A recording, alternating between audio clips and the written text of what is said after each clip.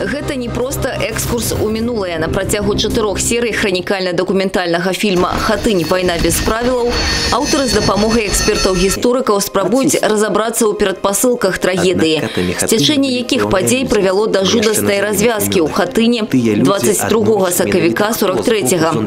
Хто яны? Каты і ахвяры? Ці панеслі карнікі пакарання? Посмотреть на события тех лет с позиции современного человека. Ведь мир продолжает воевать, люди продолжают умирать. О геноциде говорить не приходится, но иногда приходится. Но ведь так не должно быть. Ведь человек создан по образу и подобию Божьему. И человек должен созидать по своей природе.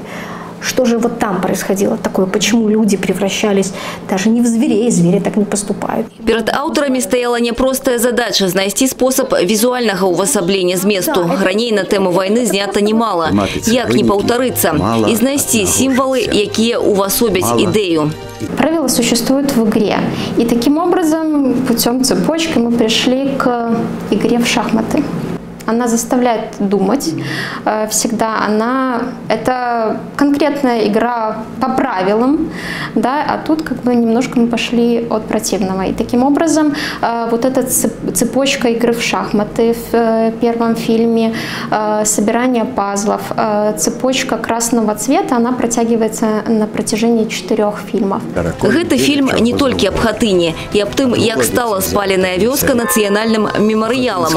Ён аб тысячах яе вогненных побратимаў і тых, аб кім трэба ведаць і помніць, для того, каб гісторыя ніколі не паўтарылася. Каждый ответит для себя, надо ему это или не нужно. Мне это оказалось нужно, мне это оказалось важно, мне это оказалось интересно для себя. В любом случае, после работы над таким проектом ты уже не будешь тем человеком, которым ты был до проекта. Когда я что-то делаю, я это пропускаю через себя, и уже назад дороги нет. Нават пры ўмове, што людзі свету вераць у розных багоў, але нацысты мінулага стагоддзя перш верылі ва ўсёмагутнасць Трэцяга рэйху.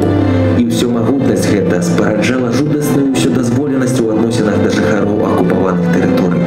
Ацалелых засталося мала, але ёсць яшчэ ў каго спытаць, якія яны сапраўды былі карнікі. Остались еще те дети, которые ныне старики, которые выжили в сожженных в годы Великой Отечественной войны деревнях. И в том числе для них мы говорим сегодня, помните, что ничто не должно быть забыто, потому что эта память действительно нужна не мертвым, она нужна живым, для того, чтобы жизнь продолжалась.